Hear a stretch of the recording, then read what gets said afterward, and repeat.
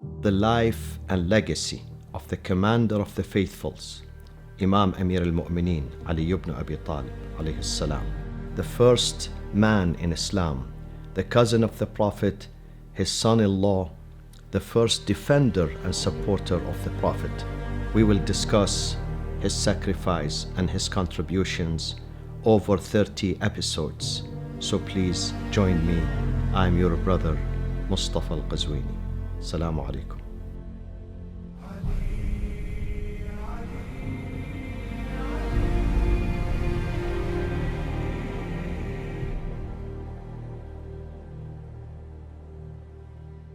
بسم الله الرحمن الرحيم. الحمد لله رب العالمين.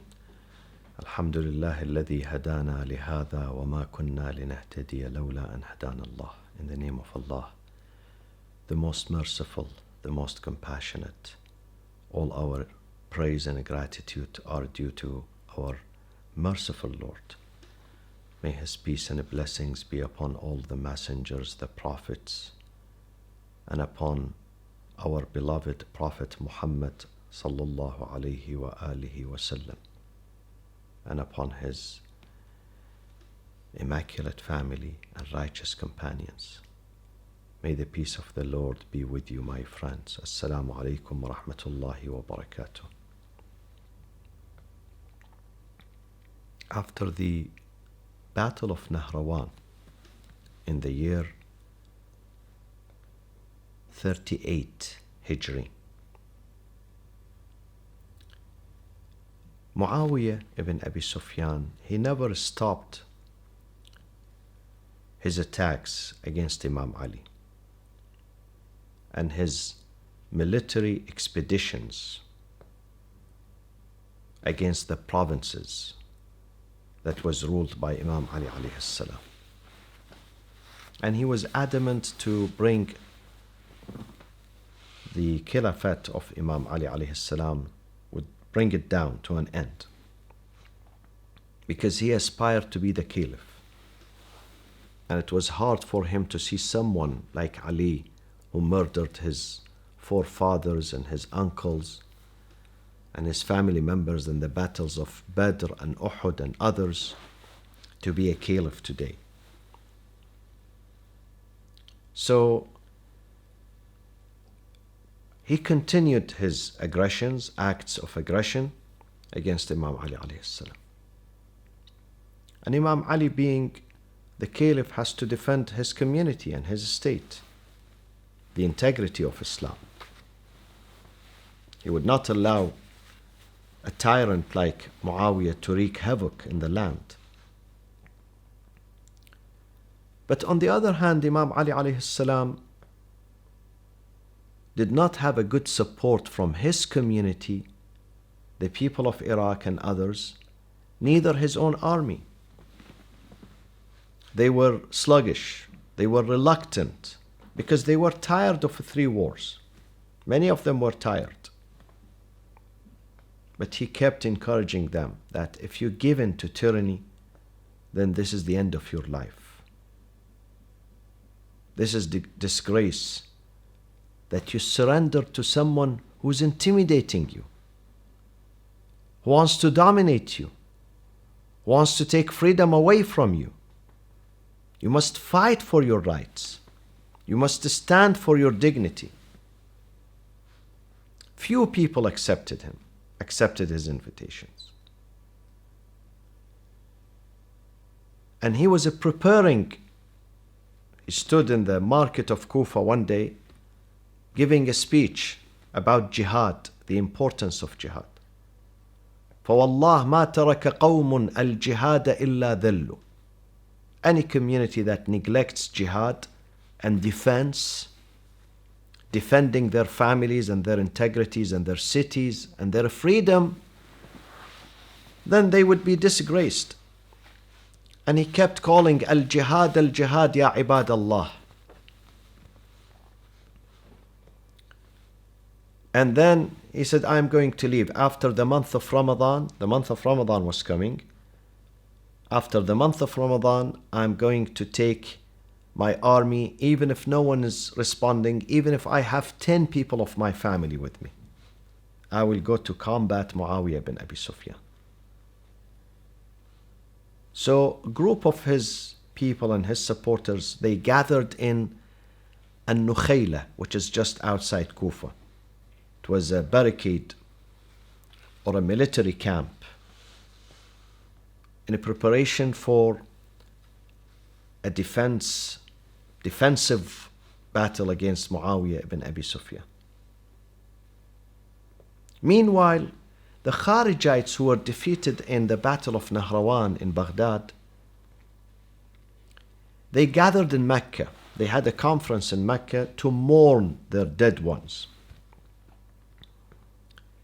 And they decided in that conference that we have to murder 3 people and establish a new ruling. Those 3 are Ali ibn Abi Talib, Amir al-Mu'mineen, alayhi salatu wassalam. The second, Muawiyah. The third, Amr ibn al-As. At that time, Amr was the governor of Egypt. And he was the right hand of Muawiyah ibn Abi Sufyan. He was his confidant and his loyal friend. So they decided that in one night we have to go after these 3 and strike at them and get rid of them. So they decided to send Abdurrahman ibn Muljam or Muljam al-Muradi to kill Imam Ali in Kufa, and Al-Barq ibn Abdullah al-Tamimi to kill Muawiyah in Damascus, and Umar or Amr ibn Abi Bakr al-Tamimi, Amr ibn Abi Bakr al-Tamimi to kill Amr ibn al-As in Egypt. So this guy, Al-Barq ibn Abdullah al-Tamimi, he comes to Damascus and he goes to Muawiyah and he strikes at him, but the sword does not hit the head of Muawiyah. And this is the plan of God. It hits his buttock and it hurts him, of course. And this guy, Al-Barq, was captured and ultimately he was killed by Muawiyah. But then he said to Muawiyah, I'm giving you good news. Tonight, Ali is going to be killed and Amr ibn al-As. So Muawiyah survived. He didn't die. Then that guy, Amr ibn Abi Bakr al-Tamimi, went to Amr ibn al-As in Egypt. That night, Amr ibn al-As, again, this is the design of God, the planning of God. He did not go to the prayers. He sent his chief judge, the head of the judiciary in Egypt, by the name of Kharija ibn Hudhafa.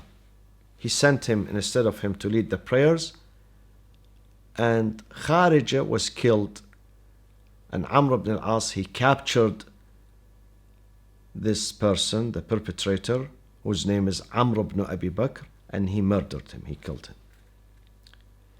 Then Abdurrahman ibn Muljam came to Kufa,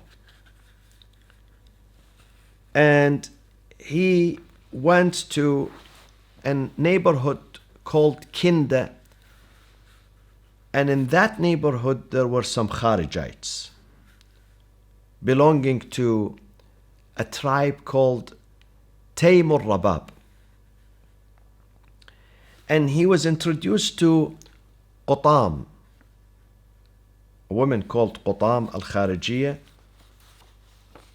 whose father and a brother were killed in the Battle of Nahrawan. They were part of the Kharijites. So she was seeking to revenge their death in Nahrawan. And then he was introduced also to someone called Wardan and Shabib ibn Bajra. And he asked to marry Qutam. Qutam said, I will marry you, but I have 3 or 4 conditions. 1, you need to give me 3,000 dinars. You need to give me a male slave, female slave, abdun waqina, and most importantly, I want you to murder Ali ibn Abi Talib. He said, I am here for this task. Let's do it. So he purchased a sword with 1,000 dinar, and he purchased a poison, deadly poison, with another 1,000 dinar to apply the poison to the sword. So when it reaches the head of Imam Ali, if the sword does not kill him, the poison is going to kill him. And then they discussed how to reach Ali. It's not easy. Ali is a brave man. Despite his old age, now Ali is almost 63 years old. But still no one can approach him. No one can take him by surprise. They said the best thing is when Ali goes into his prayers. When he goes into his prayers, that is the time where you can strike at him. So he planned to strike on the 18th of the month of Ramadan in the evening, which is the eve of the 19th. Imam Ali used to go to the mosque early to do the nawafil, probably in the mosque.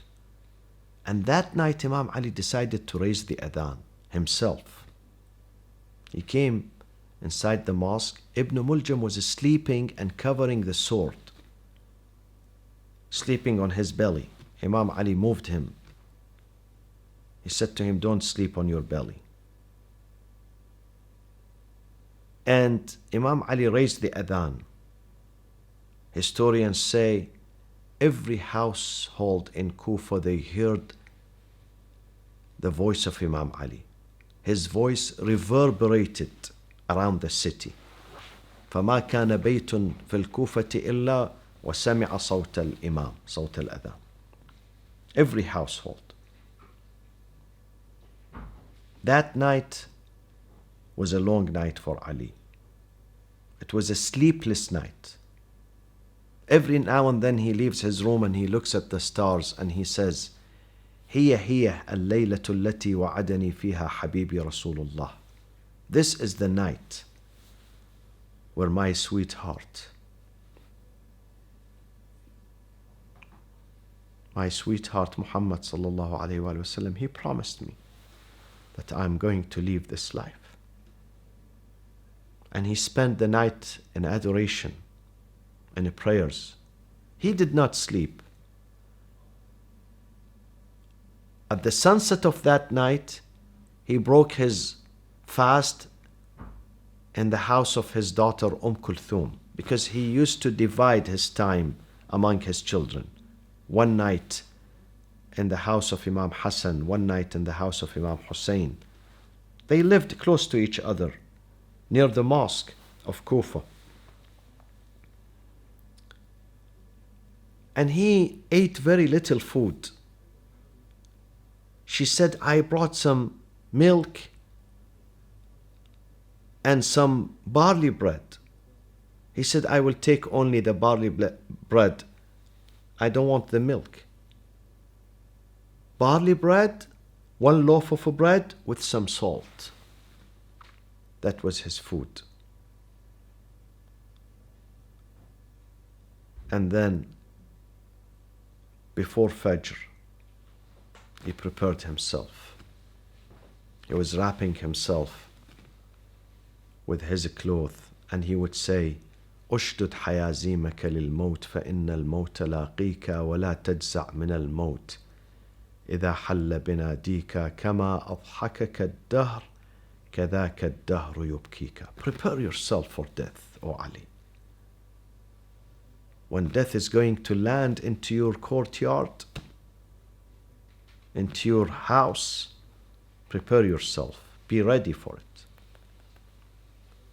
فإن الموت لاقيك. And do not be afraid of death.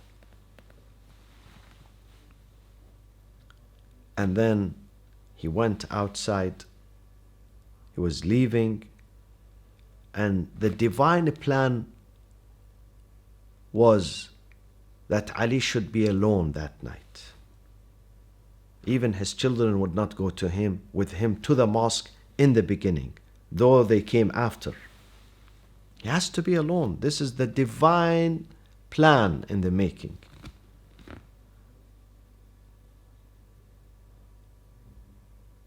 And then there were some geese in the house. When they saw Imam Ali, they were screaming. Imam Ali turned to them and he said, صَوَائِحٌ تَتْبَعُهَا نَوَائِحٌ. These cries are going to be followed by tears. He went to the mosque, he raised his voice in the adhan.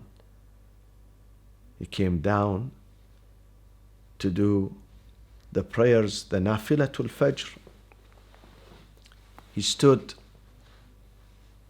in his sanctuary where he used to stand. He had entered the nafilah before the faridah, before the mandatory prayers, which is 2 units of prayers. And when he went to the prostration, he raised his head. Ibn Muljam was hiding behind the column of the mosque. He approached him and he dealt him a blow on his head.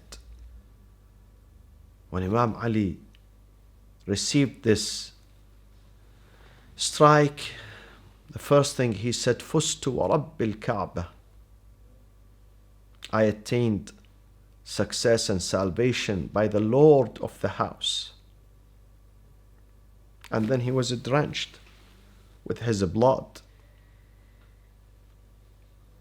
And the people of the city of Kufa, they heard the scream, a loud scream coming بين السماء والأرض, between the sky and the earth. ألا ألا تهدمت والله أركان الهدى وانفصمت العروة الوثقى قتل علي المرتضى قتل ابن عم المصطفى قتله أشقى الأشقياء. O people, today the foundations of faith has been dismantled. Today the handle of religion is broken.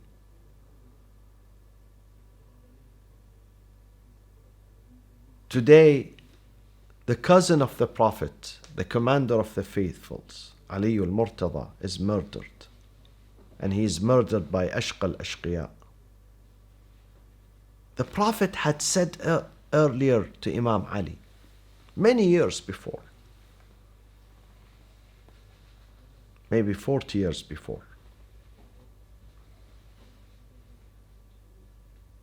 the month of Ramadan, the Prophet was giving a sermon. Imam Ali turns to the Prophet, he says, Ya Rasulullah, ما أفضل الأعمال في هذا الشهر?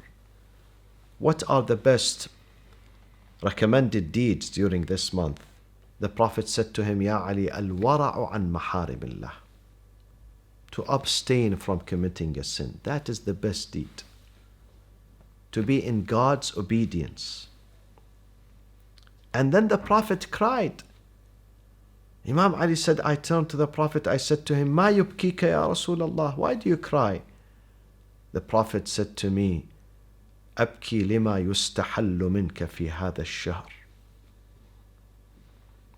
My tears are for what is going to happen to you. The violations that are going to take place against you in this month, the month of Ramadan. كأني بك وأنت تصلي لربك ركعات إذ ضربك أشقى الأولين والآخرين شقيق عاقر ناقة ثمود على قرنك فخضب منها لحيتك. While you are performing your prayers, this wicked person who resembles the one who hamstrung the camel of Salih alayhi salam is going to strike on you, and he will drench his face and his beard with your blood. I said to him, Ya Rasulullah, أذلك في سلامة من ديني? but my faith is going to be safe? He said, بَلَا ذَلِكَ فِي سَلَامَةٍ مِّن دِينِكَ. Yes, Ya Ali, your faith is going to be safe. So Imam Ali here now is bleeding in his sanctuary. He was born in the sanctuary in the heart of the Kaaba. And now his final departure also is in the sanctuary of the Grand Mosque of Kufa, Masjid al-Kufa. The sound reverberates in the city. فَأَسْرَعَ الْحَسَنَانِ. Imam Hassan and Imam Hussein, maybe Imam Hassan was 37 years old at that time. Imam Hussein was 36 years old. They both rush to aid their dad. They found him in a pool of blood in the mihrab. They come to him, they bandage him, they carry him to his house. Lady Zainab was waiting for her dad to come back home. Kulthum was waiting. The family of the Prophet was waiting. So he came and he started giving his wasiyah, his will. أوصيكما بتقوى الله ولزوم أمره وأن لا تبغي الدنيا وإن بغتكما. I advise you to have the fear of God, the reverence of God. Do not seek the dunya, even if the dunya seeks you. وأن لا تأسفا على شيء منها زوي عنكما. Do not be upset if you miss something out of this dunya. وقولا بالحق وعملا للآخرة. Always speak the truth. Always work for your hereafter. وكونا للظالم خصما وللمظلوم عونا. Always be a supporter and aid to the oppressed, while you have to be antagonists to the oppressor. Don't stand with him. Don't aid him. Don't help him. Wherever you find someone who's oppressed, don't ask him about his name. Don't ask him about his nationality, his religion. Stand with him. Whenever you find a tyrant, a dictator who abuses people and commits injustice, stand against him. Allah bil Quran, take care of the book of God. Allah bil Jiran, take care of your neighbors. Allah bil Aitam, take care of orphans. فلا تغبوا أفواههم ولا يضيعوا بحضرتكم. Don't neglect them. Take care of them. And then Amir al-Mu'mineen said to his son, بني حسن أنت ولي الأمر وولي الدم. You are the guardian after me. Take care of Ibn Muljam, because he was arrested and he was in next door room. Take care of him. Give him food, give him a drink. Do not torture him. If I survive, I would know what to do with him. If I don't, then you are the wali, the guardian. It's up to you what to do with him. But if you decide to kill him, then only one strike. And do not let people amputate this person. Respect him. And they brought him some drink. He took a sip, and he said, احملوه إلى أسيركم. Take the rest for this person next door. Give him food and a drink. And then he asked Imam Hassan to bury him, to carry him to his final rest place. And then he looked forward. He said, السلام عليكم يا ملائكة ربي فلمثل هذا فليعمل العاملون.